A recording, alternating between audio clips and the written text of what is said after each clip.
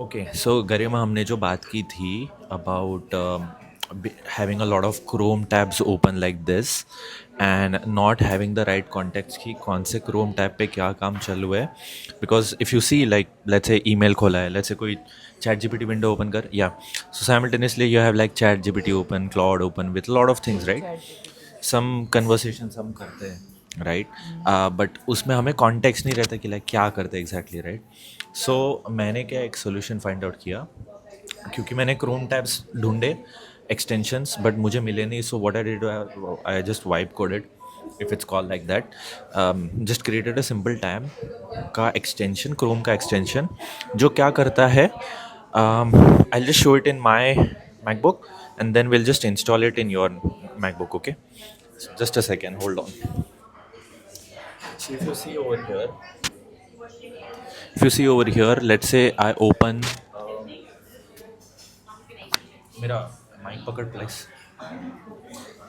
Let's say I open any other Chrome tab. Let's say it's a GUI level thing. I can just open it and write it down. Let's say contacts, because I'm just doing some sort of contacts thing over here. And let's say I open another ChatGPT window where I'm doing some research doc, and I have another ChatGPT related to this point, which I'm making a small point about this particular ChatGPT window. So I, ho- s- I hope that you have seen the actual use case of this thing. It's a very small thing. It helped me a lot, and we are going to install it right now in Garima's laptop. Okay, so I have shared it over here to her. Let's just install it one by one. Okay, so we are going to install the particular tool that I gave to you, and I'm doing it on my girlfriend's laptop, which does not have any kind of developer tools.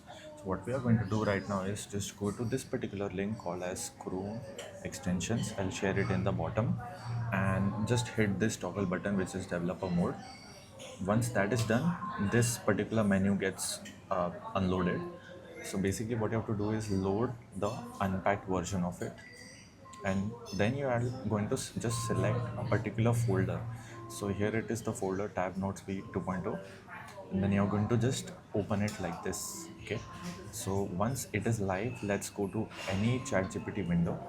Let's say you can literally go to any other thing, and if you see over here, it's a plain looking black and white thing which you can just make proper notes of, so that you don't forget what you are doing exactly in what tab. So there you have proper context and it gets stored wherever you are working.